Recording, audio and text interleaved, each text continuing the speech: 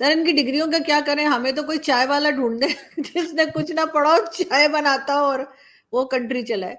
देखे ना, अब ना सिर्फ चाय वाला, यूपी के अंदर 6 वहां पे नए एयरपोर्ट बन रहे हैं, और योगी साहब का देखें तो कोई डिग्री उनके पास ऑक्सफोर्ड की नहीं है। हम्म। इसलिए ये बात आपकी बिल्कुल मैं एग्री करूंगा कि डिग्रियों से नहीं, विल से, ख्वाहिश से, विल से, डिटर्मिनेशन से चीजें होती हैं। कौमियत जो है वो डिग्रियों से नहीं है, नेशनलिज्म डिग्रियों के साथ नहीं आता। बिल्कुल, और इसमें यकीनन पाकिस्तान को भारत से बहुत कुछ सीखना सीख चाहिए। और तो दोस्तों आज हम लाए हैं आपके लिए एक और मज़ेदार वीडियो आरजू काजवी और साजिदार की। तो चलिए देखते हैं पूरी वीडियो। यहाँ पे ये जरूर कहूंगी, मेरे और आपके दोनों के ही फेवरेट डॉक्टर जयशंकर का मैं आज देख रही थी, एक जगह वो इंटरव्यू दे रहे हैं, आई थिंक इंडिया टुडे का कुछ चल रहा था इवेंट। तो उनसे पूछा गया कि पाकिस्तान के इलेक्शंस के बारे में क्या कहेंगे, तो उन्होंने वो 1 मिनट, उनको कहा 30 सेकंड में बताना है, तो उन्होंने खामोशी इख्तियार की, उनका साइलेंस। ये अच्छा। देखिए, दो चीजें हैं। देखिए, मैं जो आरजू एक कौम में तरक्की करती हैं, ये टीम वर्क होता है, एक इंसान कुछ नहीं कर सकता। और देखिए, जब तरक्की होनी होती है तो टीम इकट्ठी हो जाती है, लीडरशिप आ जाती है, नेशनलिज्म आ जाता है उनमें। डॉक्टर जयशंकर का जरा पोर्टफोलियो देखे, मैं खैर ये तो नहीं कहूंगा कि हमारे इसहाक डार साहब जो हैं वो मैं तो ये नहीं कह सकता क्या मैं उनके बारे में कहूं, लेकिन कल परसों किसी ने मुझे एक मीम भेजी थी, कंपैरिजन भेजा था एक्सपर्टीज और एजुकेशन के हवाले से, कि ये दो लोग किस तरह एक दूसरे के साथ इंटरेक्ट कर सकेंगे, डॉक्टर जयशंकर और फिर फॉरेन मिनिस्टर इसहाक डार साहब। लेकिन इसहाक डार जयशंकर साहब का पोर्टफोलियो कभी देखें तो आप हैरान हो जाएंगे। उन्होंने जो किताबें लिखी हैं वो देख लें, उनकी स्पीचें, मैं पब्लिक स्पीकिंग का बहुत बड़ा फैन हूँ, सिलेक्शन ऑफ वर्ड्स और बड़े तहम्मुल के साथ चीजों को बयान करना।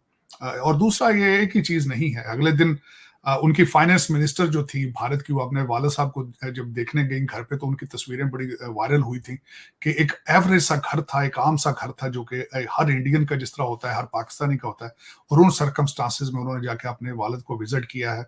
वर्सेस आप हमारे मोहल्लात का अगर देखें तो आपकी आंखें चुदे आ जाए। लेकिन मैं अफसोस के साथ ये कहूंगा, वो जो लोग हैं उनको लेगेसी का शौक है, उन्हें पार्टिसिपेशन का शौक है कि हम अपनी कौम के लिए कुछ करके जाएं, बजाय लंदन में मोहल्लात खरीद रहे हैं।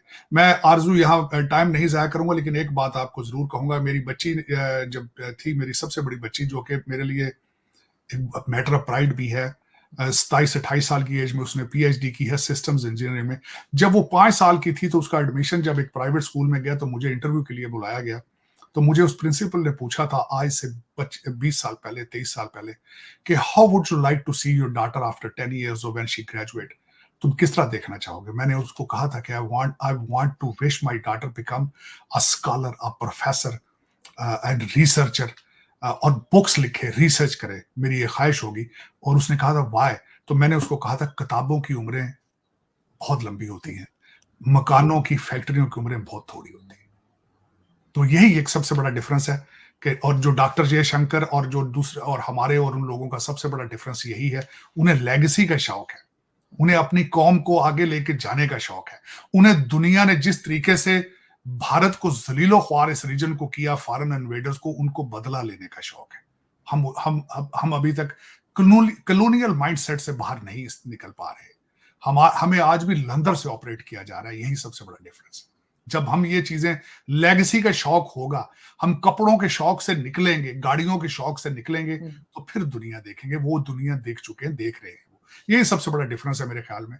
और मेरी दुआ है कि शायद हमें भी खुदा ताला जो है वो इस चीज से आशना कराए। तालीम बहुत है हमारे पास, पैसा भी बहुत है, पैसा भी बेसमेंटों में पड़ा है। हमारे पास सिर्फ ये नहीं है तो प्राइड नहीं है, लेगेसी का शौक नहीं है। ये एक कमी है हमारे अंदर मेरे ख्याल में।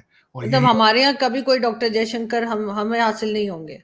हमें, हमारे एजुकेशन के लिहाज से तो बहुत ज्यादा लोग हैं जहां इस्लामाबाद में आप बैठी हैं, पीएचडी हैं सारी, हार्वर्ड की, आपके पास बहुत ज्यादा पीएचडी हैं, ऑक्सफोर्ड की, कैम्ब्रिज की, लेकिन आपके अंदर विल मौजूद नहीं है, आपके अंदर शौक, एपेटाइट नहीं है आपके अंदर कि हम अपनी कौम के लिए कुछ करें।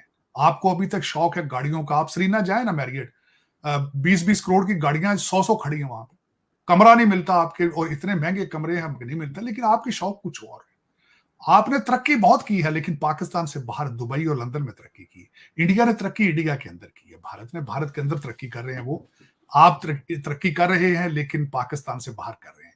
यही आपका और उनका बड़ा डिफरेंस है। और मैं चाहूंगा कि फ्यूचर के अंदर, मैं जिस तरह हमेशा कहता हूं कि हमें भी कोई चाय वाला मिले, हमें भी कोई डॉक्टर जयशंकर मिले जो पाकिस्तान देखें, मेरे बच्चे लौंडे लपाड़े मेरे पीछे पड़ जाते हैं, बार बार पढ़ते हैं।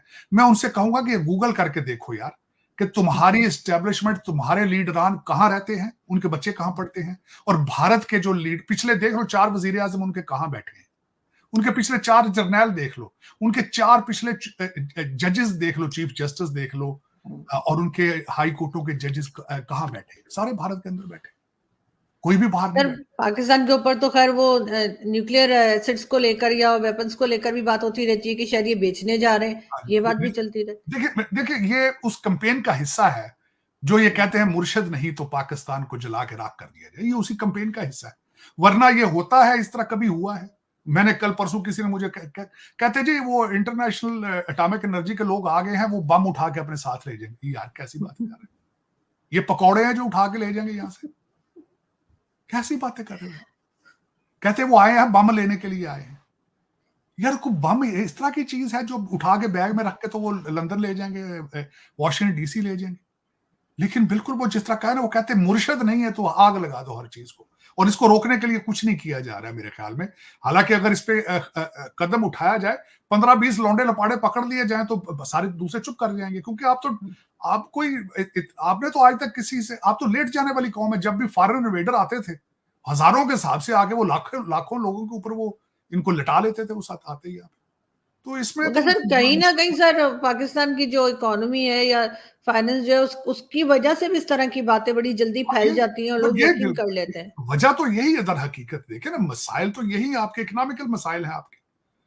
और आप दर हकीकत अगर देखा जाए इनडायरेक्टली, तो जब आप आईएमएफ के साथ काम करेंगे तो वो इनडायरेक्टली सोचा जा सकता, बजट वो आपका खुद बनाएंगे आईएमएफ वाले। महंगाई के तूफान आएंगे, वो गैस बिजली हर चीज महंगी करेंगे, आपकी पेट्रोल महंगा करेंगे। तो दर हकीकत आप उनको एटम बम ले जाने की जरूरत क्या है, जबकि वो खुद आपको चला रहे हैं आपको। देखिए ना, अगर आईएमएफ आपका बजट कंट्रोल करता है तो इट मींस कि you are not independent any more. आपके सारे फैसले तो वो कर रहे हैं वो, तो उनको क्या जरूरत है उठा के कोई चीज वहां से लेके जाने की, जब वहीं आप लेट चुके हैं उनके सामने। सर इनकी डिग्रियों का क्या करें, हमें तो कोई चाय वाला ढूंढे जिसने कुछ ना पढ़ा हो, चाय बनाता हो और वो कंट्री चलाए। देखे ना, अब ना सिर्फ चाय वाला, यूपी के अंदर 6 वहां पे नए एयरपोर्ट बन रहे हैं, और योगी साहब का देखें तो कोई डिग्री उनके पास ऑक्सफोर्ड की नहीं। इसलिए ये बात आपकी बिल्कुल मैं एग्री करूंगा कि डिग्रियों से नहीं, विल से, ख्वाहिश से, विल से, डिटर्मिनेशन से चीजें होती हैं। कौमियत जो है वो डिग्रियों से नहीं है, नेशनलिज्म डिग्रियों के साथ नहीं आता।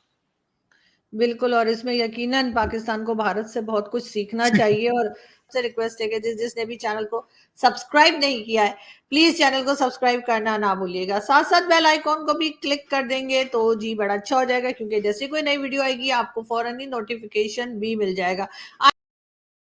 वंदे इंडिया न्यूज। तो दोस्तों कैसी लगी आपको ये वीडियो, अपनी राय कमेंट सेक्शन में ज़रूर दें, हमें ज़रूर बताएं। अगर आपको ये वीडियो पसंद आई है तो वीडियो को लाइक शेयर सब्सक्राइब करना ना भूलें, साथ ही में बेल आइकन दबाएं ताकि लेटेस्ट वीडियो आप तक पहुंच सके। जैसा कि वीडियो में देखा कि कैसे आजू काजवी ने बताया कि हमें पढ़े लिखे अनपढ़ लोग नहीं बल्कि मोदी योगी जैसे नेता चाहिए जो देश हित का सबसे पहले सोचते हैं। साथ ही में साजिद तार ने बताया कि कैसे पाकिस्तान की इकोनॉमी हालात ख़राब होते जा रहे हैं और इंडिया सुपर पावर की तरह बिहेव कर रहा है, चाहे वो नेवी हो या फिर एयर, चाहे वो नेवी हो या इंडियन एयरफोर्स। मोदी जी ने इंडिया में इतने डेवलपमेंट प्रोजेक्ट स्टार्ट कर दिए हैं कि आजू काजमी और साजिद तार हैरान हो गए जब उन्हें ये बात पता चली कि एक साथ यूपी के अंदर 6 एयरपोर्ट बन रहे हैं और दुनिया की सबसे तेज़ सड़क भी इंडिया में ही बन रही है। और अब 2024 का इलेक्शन भी आ रहा है जहां पर